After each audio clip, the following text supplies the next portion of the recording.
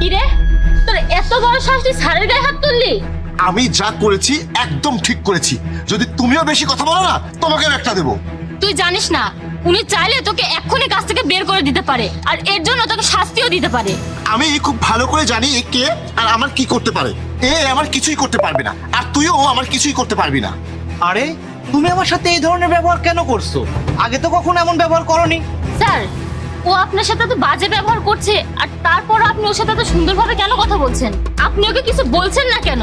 আমি তো বলছি আপনি এখনই ওকে কাজ থেকে বের করে দেন। এর এখনো এই ক্ষমতা হয়নি যে আমাকে কাজ থেকে বের করে দেবে।